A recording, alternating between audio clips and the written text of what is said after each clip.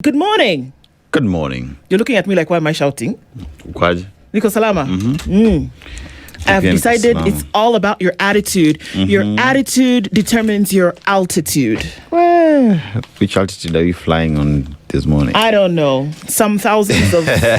I don't know. We'll figure it out along the way. But your attitude determines your... Attitude. Your altitude. altitude. Exactly. Okay. How are we flying this plane this morning? We're flying it easy. Sindo? Yeah. Okay. Destination check. Is where? Czechoslovakia. No, I know, not Czechoslovakia. We're just going to Spain. Yeah. Yeah. Evelyn Altangulia. Yes. Evelyn is on her way to Spain. But it's okay.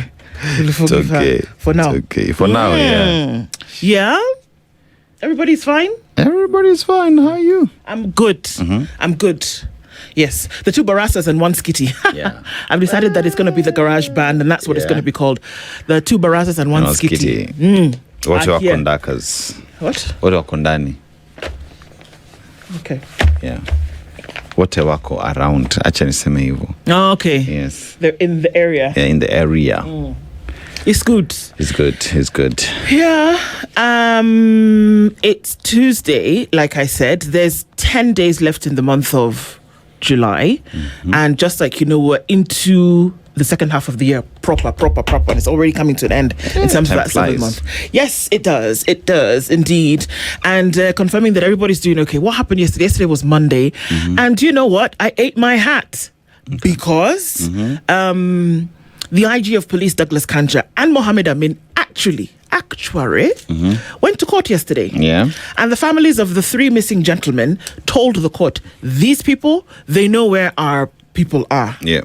And they had appeared in court, and the judge, Muteti, essentially told them, sit over here for a minute, let us conclude these particular deliberations, and then... I'll deal with you later. And true to form, they stayed. I don't know if it's a turning point or they wanted me to shave my head. But they actually showed up yesterday in courts. Yes, I'm actually quite impressed that they did. Of course, look into those stories and see what happened. It was after this... Was it the first summon? The second. Second summon. Yes. Okay. So they still went to court late anyway. They showed up. So... we'll of course we'll look into the details and see what that's all about, but it's one of the headlines today. It's making the headlines. So we're getting into the day proper.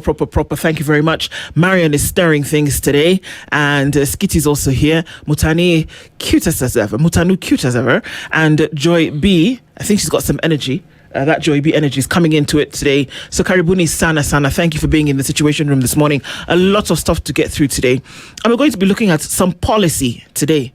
Because when you come out and make promises, let's look at the bedrock or the foundation upon which those promises have been made, if that's the case. Murang'a County borders Nyandarua County. Murang'a County Water Company does take on some of the responsibility of Nyandarua in terms of provision of water.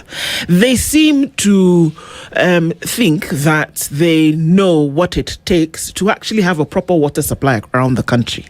And that's one of the things that we're going to be talking about. That in this day and age, because they'll speak for Murang'a, but at the same time they'll speak for the country, that in this day and age, you still have people going kilometers to fetch dirty water to then be able to use. I know, it's laughable that we should still be having those conversations, but it's the truth. And so we'll be looking into piped promises and patched towns. Unpacking Kenya's water deficit. Engineer Daniel Nganga is the managing director of the Murang'a Water and Sanitation Company, and he joins us at 9 o'clock for this conversation around what it's really going to take to have proper water supply in this country. Is it that the supply is not enough? Are we not doing what it takes to harvest water? We'll have that conversation at 9 o'clock with Engineer Nganga. And then at 8 o'clock, we're going to be talking around the fact that there's a bar bench friction, and the bar and the bench that I'm talking about is not where you go to imbibe libations. I'm talking about the bar, the lawyers, and the bench, the judges. They seem to be in a bit of a squabble. And there's a breakdown of courtroom decorum and consultative channels. That's what we're going to be looking at today, because they've said, you know what? The lawyers have said, because of the way you people are behaving, we'll boycott. Kaini na koti yenu. Just you stay over there. Yeah. So it's going to be an interesting conversation. Two lawyers join us today. Nordine Kagai is an advocate and Charles Kanjama is the president of the Law Society of Kenya. They'll both be with us today at 8 o'clock and we'll be looking at this issue. So what's the problem? Who's got to be in their bonnet? Yeah. And how can we lift it and get it out? So let's talk about that at 8 o'clock and find out exactly what the issue is. Now, he is the Member of Parliament for Kimilili constituency. His name is Dismissal Barasa. Another Barasa. It looks like it's raining Barasas. It's raining Barasa. Hallelujah. Anyway, so that conversation takes place at 7 o'clock today, and we're going to be looking at Ditmas on fractures, alliances and allegiances, members and future of party politics. The Western Bloc is high in conversation this week, especially leading up to the 25th, when we're supposed to hear some major announcement about what Edwin Sifuna will do or not do. Earthquake? We're still waiting for the earthquake from 2022. Somebody said there was going to be an earthquake.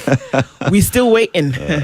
But that having been said, the Western Bloc, in terms of numbers, if they were essentially, we've heard it, Natembeya, Mudavadi himself, Wetangula saying, if we can get our things together, then we're probably a force to be reckoned with. Leave alone everybody shouting about the mountain.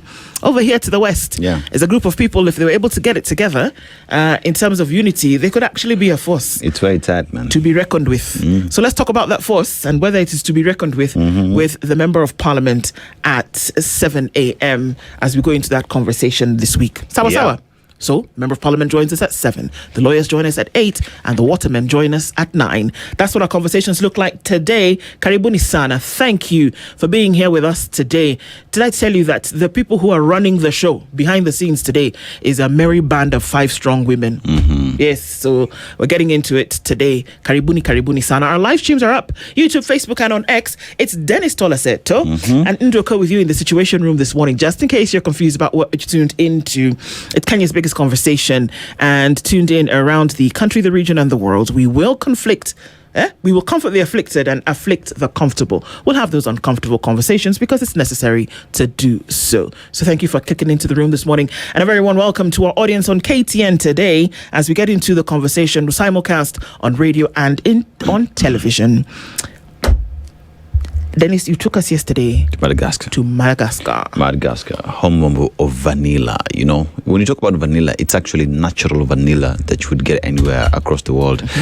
Comes from Madagascar. So 90% of wildlife from the country, you can only find it there. You can't find it anywhere else unless now people take that these wildlife and they condition the environment to meet that which they have back home. One last thing is it's the 4th largest island in the world. But the proverb we get this morning, even a goat can bite when conditions become unbearable. Even a goat can bite when conditions become unbearable. How would you interpret it? Well, I mean, if you push to the wall, sometimes you have no way to go but out. It's just like they say, the basement has no bottom floor. Yeah. Or rather, rock bottom has no basement. Yeah. So if you're pushed to the wall, the only way to go is to push back. That's something that would not ordinarily bite, which is like a goat. It would just chew its whatever. When pushed to the corner or when your back's against the ropes, you're going to do something that you would not ordinarily do. And sometimes situations push you into things like that. And so sometimes it can be expected. Yeah. Each and every single thing has its red line that you should cross. Everybody should just play in the field, in their pitch, but don't cross that red line. Because once you cross that red line, people start pushing back. Yeah. So it goes back to even the political class leadership, anybody pretty much, in terms of knowing where the red line is and not crossing it. Kabisa. Indeed. Yep. So just know, I guess you get to also know what your boundaries are. Okay, and so we're getting into conversations this morning. Thank you again for being here. We'll talk to you about where you're tuned in from. Like I said, our live streams are up on YouTube, on Facebook, and on X. Click in anywhere there, and we'll then be able to let you know, rather, you let us know where it is that you tuned in from. And very blessed to have you join us this morning. So let's greet you as we get into it this morning. Very good morning to you. And this is G. Kenyon says, good morning from Nairobi. Very good morning. Karibu Sana. Thank you for being in the room this morning and for joining us in these conversations. Carrier Peter is tuned in from Mombasa and says, never follow a leader who is more in love with power than people, because power without compassion is dangerous. It really is. True. Yes. Know who you're following. Don Sabwa says, good morning, Ndwana Seto. Ask Seto, who do you want to ask? You want me to ask him? You say, please then. And as Ask Seto, is the all Kalou message to Kenyans a mixture, since everyone has his own understanding depending on one's eating table? I guess what we can get from all Kalou is lessons. What have we learned from all Kalou? That at the end of the day, each and every single person has a single vote. Whatever you do with it depends on you. Yep. Yeah. It's up to you. It's up to you to make a decision whichever way you want. So lessons from all Kalou. That should actually be a book. It should. Lessons from all Kalou. Or somebody should write a column, column series or something. All right. Hisa Daniel says, good morning from Matiak in Uganda. And Robert Tobago is tuning from Mombasa this morning. Rose Grace says, good morning, Ndwana Seto. Blessings to you and to you too, Grace. May they never run out. James says, hello, just like other titles such as HSC and Senior Counsel, should we really call someone honorable simply for winning a political seat, whichever way, or after delivering the expected? Well, it's the system. It's the system. You borrowed a system whereby representatives are called honorable. It was not your idea. Yeah. You borrowed the system, and so you stuck with it. So if you think that it is not necessary, this is why the people need to come together and say, actually, you know what? This system does not work for us. Yeah. Until and unless that happens, guess what? You shall continue calling them honorable. Yeah. Because when you think about it, honorable simply because I cast my vote and you became a member of parliament. It's the system. Like, shut up. It's the parliamentary system that you borrowed. I am the honorable. It's up to you. You're supposed to honor me. Okay. Yeah. Well. Anyway, the system. Somali Pirate. Nice name. Good morning from County 019. Siasa Mbaya, Maisha Mbaya, Sifuna for president. Okay, you've decided. Okay. David Mangera says, good morning, SpiceFM and the TSR team. Karibu. Robert Nyange tuned in this morning from Voi. And Dick Combo says, what a wonderful, beautiful and blessed day. Glory to God. Good morning, all my neighbors. A very good way to start the day, I agree. Wanda says, good morning, Ndwana Seto from Toronto. The UK has a new prime minister. Imagine, the sixth one in 10 years. A true revolving door. Would you accept to change your president that frequently? Yes. Let me tell you, if it's not working, take it off. Yeah. And these guys have, look, why did Starmer say we're done? Why? Because he said to have received gifts. Thank you. Gifts. That, come, uncle, please, come and carry. They now said, come on. According to our constitution. You can't. You shouldn't. There's only a certain threshold that you can reach. Should you surpass that? And this is very public. So he said, okay, just because of that. And also that he failed to declare them in time. Yeah. Do you understand? That's how high the index is. So yes, actually, I think it's a good. You know, at that point, what he did actually is he operated against the rules, against the law. Yeah. And based off that, he said, you know what? It's cool. I'm gonna leave. Hey Kenya, we're operating outside the law every day. I'd rather die than resign. Yeah. It's been said here. So yes, does that need to be a revolving door? Absolutely. Come and carry and go. If we are, you remember we were just from talking about the system. If we inherited the system, let's inherit everything.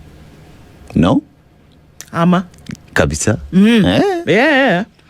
So yes, Wanda, the answer is absolutely. Change it. It's not working. Change it. It's like you put on a shirt, it doesn't quite fit. Remove it. Put on another one. True. Yes. And I think when we start to look at governance like that you can live out your governance daily with fear and trembling, you will get results. Stephen Juma says, good morning. Good morning, Team Spice. Very good morning to you. Leo says, hello, Ndwana Seto. When did this government say they're releasing Inua Jamii funds? And when is the biometric registration going to be done? Those are good questions. I wish we had the answers right now. Yeah. Bernard Rogamba says, good morning. Politicians, spare us. Don't sabotage tourism or businesses for politics. Protect Kenya's economy and livelihoods above political rivalry. Politics is not an economic activity. Well, some might argue. Gekota says, good morning, my people. Princess Ndu Dennis Ivy is on leave for a couple of days. Okay, a couple of weeks perhaps. Looks like one I have always said here. President Ruto wants to be the president. Well, yeah. Even if he's the only remaining one alive, just saying. Okay. Calvin Mirindo, my love, good morning to you. Hope you're well. Jennifer Atenyi says, good morning to Dennis and Spice family. Looking forward to a great conversation. Karibu, Jennifer, thank you for being here. Rogers Lai is also tuned in this morning. And Henry Accepted says, good morning, Spice family. Aseto, nakuona, mambo yako poa? Fiti. Ndu, we are here. Chapa kazi kabisa. Christina says, good morning. There is a difference between bold and arrogant. Ruto asking youth to be shot is arrogance. Sifuna standing between the bullet and youth while other ways she may run for their lives is boldness. Couldn't agree more. Check me out. Margaret Wanjohi says, good morning all at SpiceFM Situation Room from Houston, Texas. It's great to be here. Let's continue the great conversation. Karibu sana. Christina says, the Standard calling out the failure of government is bold. You've decided now you're going to tell us the difference between bold and what? What was the other one? Arrogant. Okay.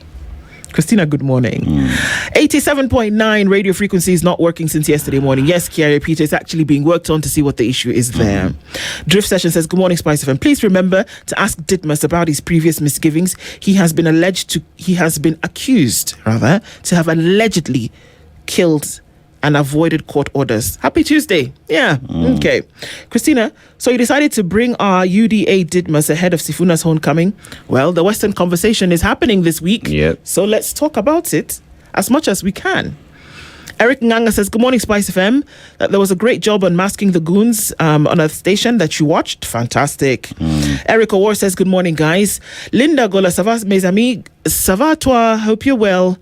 Daniel Churu says, much love and blessings, dear Ndu and Aseto, wishing you all a wonderful morning and a blessed day. Sometimes I shudder to think just what we'd have been subjected to by this regime if under the old constitution, right? Paul Olaka says, good morning, tuned in. Bulembe Nation is sifunated. Mudavadi, Weta, Atwoli and Oparanya won't stop us. It's a new dawn. Let's talk. Mutuflani says, good morning, all. Princess Ndu and Aseto. How do we know that the crew are real people and not fictional characters? We've only seen EVE Peke. Umesikia sasa? They don't know that you people are real. I think we're talking to minions and robots. Yes, Marion Skitty. Yeah, you have to make an appearance. And Mutanu. You have to make an appearance so that they know you're real. It's not me who has said it. It's here. Zachary says, good morning. Keep doing the great job you're doing, Asante Sana. We feel enlightened each passing day. A great duo. Can't wait for your show to be coming in the 365 days. Thank you so much, Zachary. And Hilary Achieng says, good morning. Tune in from County 001. Ndu and Aseto. Let me remind you that nothing good will come out of the KK government. Hilary Achieng, have you taken over Kimiak's work? Yeah. And where is Kimiak? Where is Kimiak? Kimiak, where are you? This is week number 2. We can't find you. Reputation. You need to tell us that you're okay. Yes. And then come back into the room. Sawa. Kabisa. We are waiting you. Live from Diani, Isa Mathenge is tuned in this morning. Karibu Sana. And Robert Abusa says, good morning, tuned. President is God to choose. It's God to choose the president. You're right. Can't argue there at all. Good morning, everybody. Very lovely to have you in the room today as you get into the conversation with us. Let's clock in and see what they will bring out as we have these conversations one to the other. Yeah. Sawa. All right. We're taking a look into the headlines here on the Situation Room and on Kenya's bold newspaper, The Standard. Panic in the Valley. And there's a picture of the President, His Excellency William Ruto, walking towards State House, maybe. And he's back to, I don't know, where. The turnout in Kalou did more than fill a vacant parliamentary seat. It took the political bedrock of the Rift Valley. Rather, it shook the political bedrock of the Rift Valley. For President William Ruto's inner circle, the by-election result has evolved from a single electoral upset into a political alarm. At the weekend, the president's allies, led by Head of Public Service Felix Koske, rallied the Kalou community to register as voters in large numbers. warning that President Ruto faces what they described as a monumental threat. The message was unmistakable. Every new voter card could either reinforce their political base or strengthen the opposition. With the DCP showing the ground is no longer as solid as once thought, the race to register, mobilize and secure every vote has begun, turning the routine exercise of voter registration into the first battleground in the run-up to 2027. Yeah, that was interesting that over the weekend everyone's okay. It's clear in some ways that the secret is in the numbers. If you have people coming out unequivocally, there's very little then that you can do. So they've come out to say, look, you need to back your own, essentially, is what they're saying. I'm really getting tired of regional politics and politics of ethnicity, though.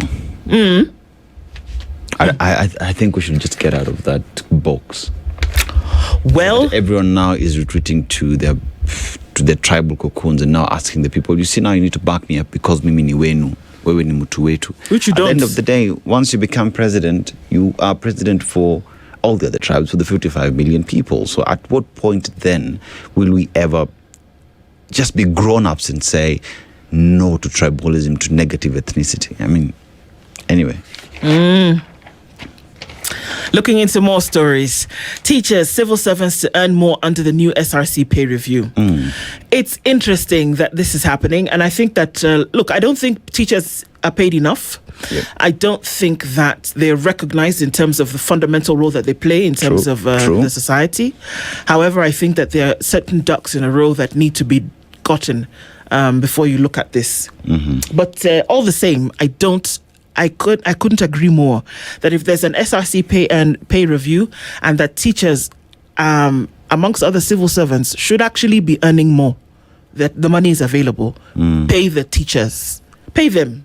Because the work that they do is unmatched, number one. And number two, that they're influencing lives and that you're going to then incentivize them for this, I think, is extremely important. In Taita Taveta, 2 men die by suicide every week.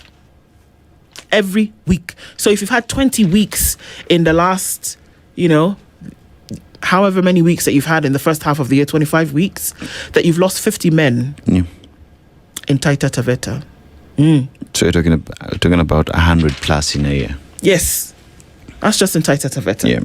Kiambu leaders confront deadly alcoholism crisis. I remember that former Deputy President Rigathi Gachagua and his wife, Dorcas Gachagua, were very intent on fighting this thing and talking about the fact that too many people would be in a drunken stupor at 9 a.m. and that you would walk into certain towns and you find people having been drunk the whole night and they're not doing anything. And it is actually hitting certain counties more than others, certain areas more than others. People have done studies, but residents of Ndumberi say young men are trapped in addiction and they're dying prematurely.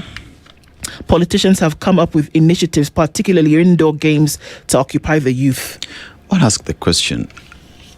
I remember under the laws, right? There are operating hours when a pub should open, when a wines and spirits should open and operate, right? Yes. But if you just do a drive or just walk around your hood, you'd find wines and spirits, bars open, and people are drinking openly during the day. So then, where is enforcement of the law?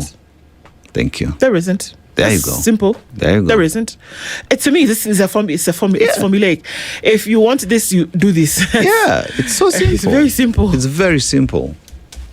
How do you have a wines and spirit or a bar 200 meters away from a school? Exactly or sharing a fence with a school. Or sharing a fence with a school. What does the law say with regard to distance from schools, from places of worship? What does the law say? So at the point when someone is given license to operate, the person who's giving that license should actually be in jail for doing what? Breaking the law. We know exactly what we need to do. No, the bottom line here is the almighty shilling, and that's what people are after. Okay. So this is a big one. It's still to be. MPs are demanding answers over the dismissal of 18 pregnant police recruits. They're recruits, but when they were at Kiganjo, no, they were not.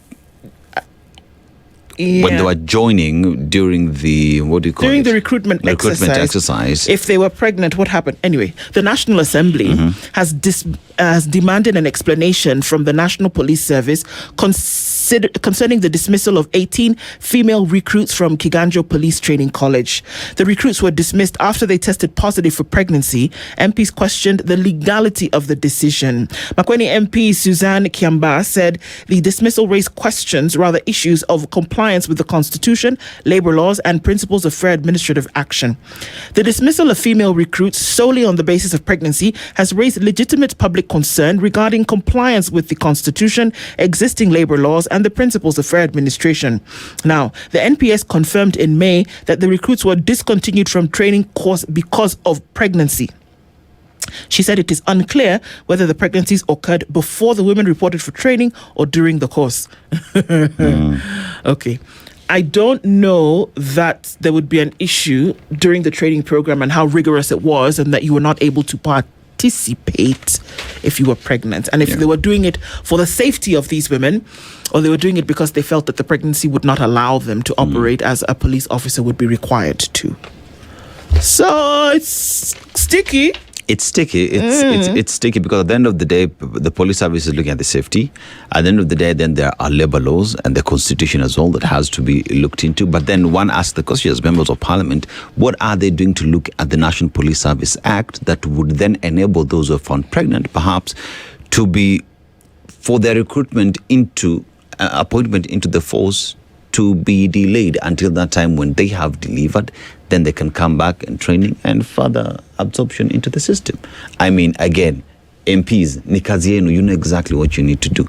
Amendment happens in the house where you sit in.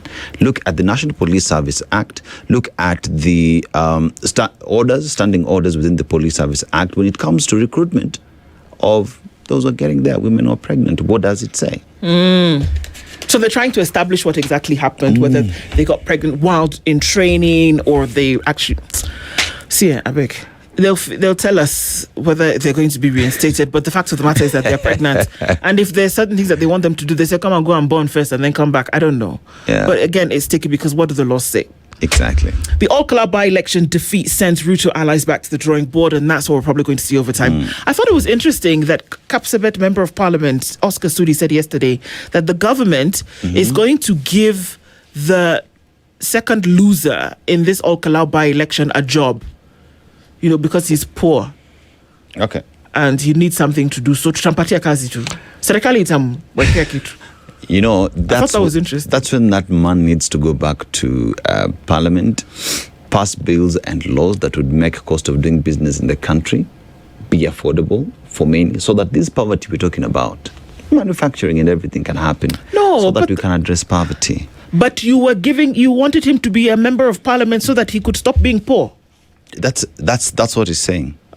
So one would argue that he's also in Parliament because he was poor and now he's wealthy. And then you're also reserving jobs for people, or how? How does that work exactly? Now, this is, according to this story on page 5, IEBC should be worried by citizens guarding the vote move. Why IEBC should be worried by citizens guard the vote move? Because that's exactly what people did. This vote, we're going to guard it because we don't want any foul play here. Don't trust you. And exactly, that's what they're telling you. The people are telling you, we do not trust you. So we're going to watch you with hawk-eye precision until you finish counting and then declare it. So you would be ready for next year when they say we are watching.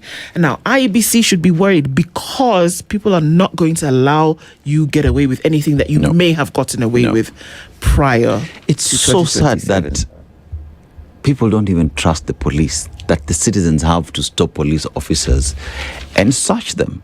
Because people are like, how do we know that you're not here to stuff ballot boxes? That is sad in a country where you have police to protect you and you don't trust that they'll be there to do their job. Now think about IEBC. Think about IEBC that already has credibility issues. This is it. So IEBC ought to be worried because people are saying, if you can't do it, we will. IEBC wako na kazi. Kubwa sana. The DCI is moving to unmask the hooded gunman after the Kalou chaos. Oh, you might want to move a little quicker, DCI, because who are they? They were in vehicles. You saw them. In this case, the vehicles had number plates. Yep. The individuals were essentially chased away. Where talk up? I thought that was so interesting. People are not afraid anymore. The fear is gone. So find them. Find them. Now, this is the case that we're talking about where IG Douglas Kanja and DCI boss Mohammed Amin came into court yesterday. Yep. Police know missing men's whereabouts, families say in court. Fresh details emerged before the High Court yesterday that one of the 3 missing men, Michael Olo, was allegedly handcuffed and abducted from a barber shop in Umoja by 3 plainclothes men who identified themselves as police officers. So there you go. There's your first one. The testimony came before Justice Alexander Muteti, who is hearing habeas corpus applications filed by the families of Michael Olo, Macmillan Kiaria Mugo, and Evans Otieno Omondi, who appeared in separate incidents across Nairobi in the days leading up to the Gen Z anniversary protests. Inspector General of Police Douglas Kanja and Director of Criminal Investigations Mohammed Amin, who had been summoned to explain the men's whereabouts, attended the proceedings but did not testify as the court heard first evidence from relatives.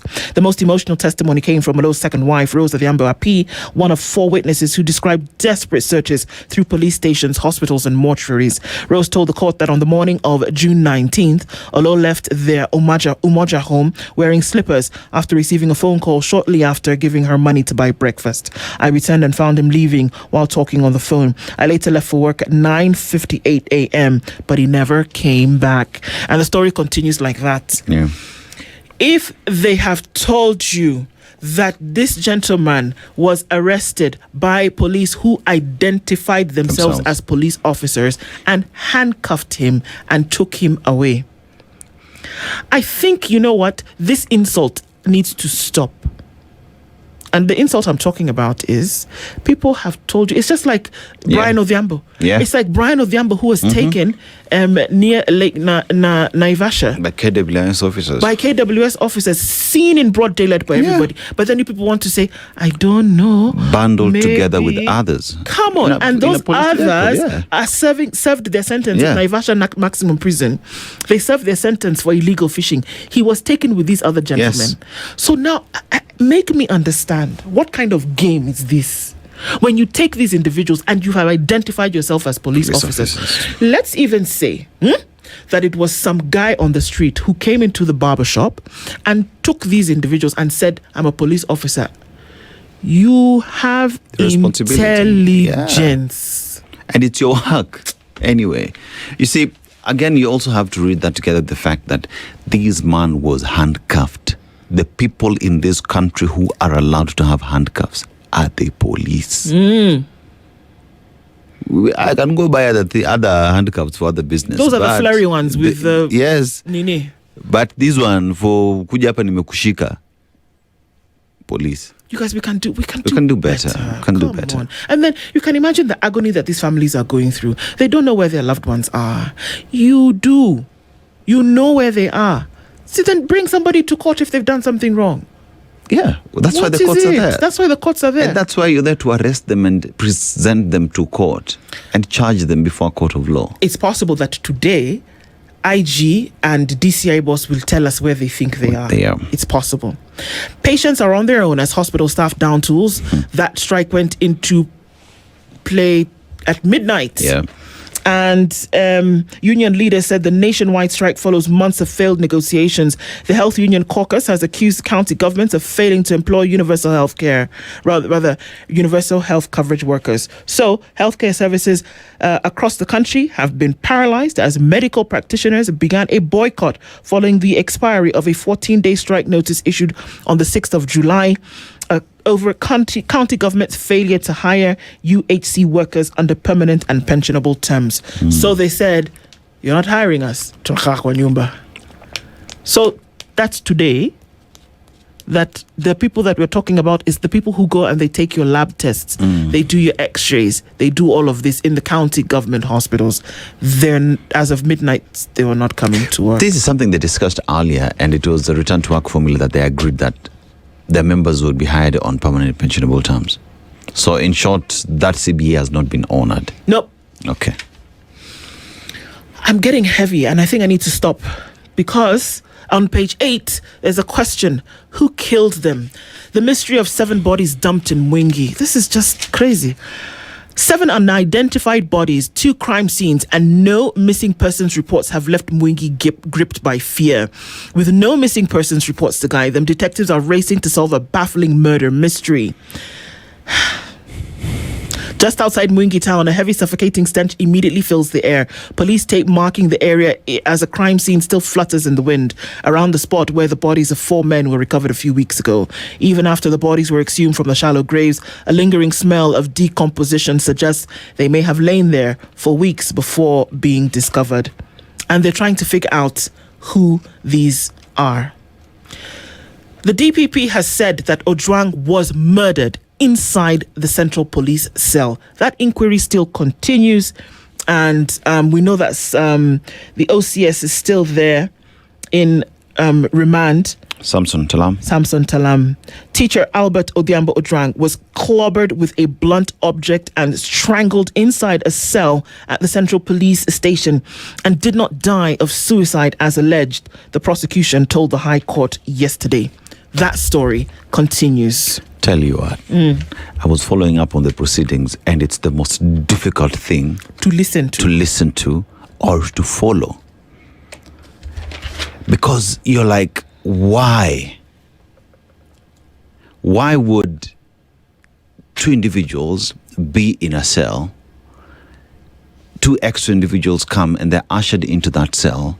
All of a sudden we see Ojwang walking in. He's roughed up. You know the way like you're mishandled by the police? Yeah. He's taken inside. Then Mr. Talam asks for the gentleman who installed the CCTV to show up and to delete. The gentleman decides to format it. Why are we doing this and expect that you will just walk out scot-free? Ojwang allegedly decided to run to a wall, hit his head and die. Yeah. Try doing that. It's so bad. Do you know how hard you have to hit your head against the wall in order to bring about death? Try running straight to a wall and see if your reflexes will allow you to do that. This case is going to bring out the evil that rests in the heart of man. Yeah. That's what it's going to do. And that his soul will continue to cry out until justice is served. That's just how it works. Okay, I'm going to stop there because it's a lot. Get yourself a copy of the Standard newspaper or a copy of the e-paper, www.standardmedia.co.ke. It's a lot. Yeah. You think it's better? Okay, let's go to the Untouchables on the Daily Nation. That's the headline. Now, 4 days after armed hooded men in flash vehicles unleashed terror on residents during the Kalou by-election last Thursday, there have been no arrests yet. Police are also yet to summon the registered owners of vehicles captured in the chaotic scenes, including an MP, as well as several individuals caught on camera appearing to engage in voter bribery and other electoral offences to record statements. This has raised questions as to whether the latest investigations will stall like over a dozen others involving violent gangs attacking unarmed civilians. So the vehicles there we've seen, there's a vehicle there with the registration plate that is registered to a different number, so to a different vehicle altogether. And another Toyota Land Cruiser as well is registered to a Probox, that is the original. And another one, a Toyota Harrier, the plate number is registered to a car dealer in Mombasa. Okay. So that's how they tried to hide who they really were. But desperate students pose as orphans to get higher scholarships. Yeah. Desperate students pose as orphans to get higher university scholarships. So university students are faking their parents' deaths in a desperate attempt to get more money while applying for government scholarships, the university's fund has revealed. My question is, why do you think they are doing that? Because they're desperate. I mean, first of all, they're desperate. Number two, because there is no assurance. There's no assurance. And probably you've seen that the people who will get this are the ones who show themselves as the most desperate. Orphans. Yes. Yeah. Happens. So where is the equality? Where is the promise of affordable, accessible education for all? Yes. Students kill parents for bigger varsity scholarships. So that is in page 2, has been expounded there. Witnesses say OCS Talam ordered deletion of footage in Ojwang case. So that story just from talking about it. Now, Ojwang was killed at Central Police Station, Nairobi, after being arrested in Homa Bay over a blog post. Imagine, Facebook, wewe, wacha kunisumbua, you're dead. Untouchables, police in action in all Kalou. Goons raises eyebrows. So that is there as well, where we've just established that there has been no arrest thus far. Now, IG Kanja Amin in court over missing men. We've already established that proceeding. We're hoping that perhaps maybe today they would be addressing the court. No life should be sacrificed for politics, Mudavadi says. Care to comment? No. Okay. Because I'm just preserving my sanity. Yeah, because Prime Cabinet Secretary cautions youth against being used for political violence, says they should make choices of value to them. As a politician yourself, one asked the question, and also as one who holds one of the highest offices in the land, what are you doing about it? What communication are you having with your members? Court rejects bid to bar former senior leaders from public office. Court rejects bid to bar former senior leaders from public office. So the High Court has dismissed a petition seeking to permanently bar retired presidents, deputy presidents, governors and deputy governors from holding any other public office after completion of the constitutional term. So Justice Rosaline Aburili ruled that judges cannot create eligibility restrictions absent from the Constitution. So they can still hold public office. Now, Gachagua orders his allies to stop attacks on Kindiki. Ex-DP says his successor should be spared political attacks as he turns fire on President Ruto or Murkomen. Really? Interesting, eh? Really? Yeah. Okay. Okay. You should direct your energy elsewhere. Acheneni na DP. Okay. Yeah, Ruto to tour South Rift political backyard as discontent grows. One thing that you also have to remember is that last week we saw members, pretty much politicians from the South Rift region heading to Amunyoro and met with Rigathi Gachagua. So now that the president is going there, just how bad is the situation? Or is it trying to consolidate the entire region? Now, hospitals demand answers over SHA's 2% deduction. So now grows over system fee deducted before hospitals receive payment. I ask again the question. As we decide for the 2% deduction, have you involved the stakeholders before you make this decision? Because at the end of the day, you must explain to them why the deduction of the 2% is necessary. You can't just wake up and decide 2% leo equal we implement and you have to follow. People have to be part and parcel of these decisions. Public participation, I keep telling you, is a suggestion.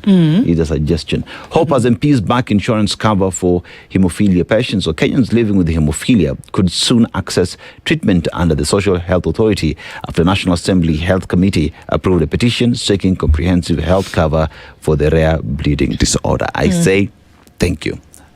That is right. There's another petition where ED is to be, someone has taken a petition to the National Assembly seeking for SHA as well to cover ED and hypoactivity, sexual activity as well. And they seek that to be declared a disability. A disability even? Huh, okay, interesting. Yeah. 100,000 teachers hired in 3 years, 16,000 jobs on the way. Okay. This particular investment has created jobs, improving learning outcomes. Counties that have received the highest allocations, 4,276 in Kitui, 4,270 in Kakamega, Bungoma with 3,806, Nakuru with 3,656, Machakos with 3,356, Makueni with 3,252, Homa Bay with 3,225, Kisii with 3,206, Meru with 3,204, and Narok with 2,992. So they're jobs, guys, and there are more coming. From Owino Huru slum to the front lines of justice, Shipeta unfinished journey, the story to look into there. And Raila's traditional bases feel the strain as ODM top leaders focus on Nyanza. Political background, unease grips Matiang'i camp as Gusii allies align with Edwin Sifuna. It seems as though this is more than just the flavor of the month. Yep. Edwin Sifuna seems to be ingrained in the hearts of many. And this is what you were talking about, that people are crossing those tribal lines and are saying it's not about that, it's about good governance. Yeah. And that is what we are looking for. Once you realize that regardless of whichever tribe, whoever gets to office, whether as member of National Assembly, makes the decision for the entire country. So each and every single voter should make sure they have the best member of parliament, best MCA, because they will make decision for the entire country. Indeed. Think about it. Yes, they will. So that's what the headlines are looking like today. And of course, on front page of the Business Daily today, CAK probes the supermarkets over misleading price tags. You guys, you know how you can go and see that the price tag has said something, and then when you get to the till, it's something else. Yes. But you've already picked the thing, so you go ahead and pay. Now, the Competitions Authority of Kenya is saying, excuse me, that's bad manners, and you'll stop it because you've been doing it for too long. Or like when you see the price tag and it tells you that there's a discount, and then you move it and you see that the original price is actually still the same. Yeah. CAK is saying, you guys, we've been in this thing longer than you would imagine, and we're not going to allow that to happen. We want fair competition. Not on our watch. This is the Situation Room, the only way to start your day.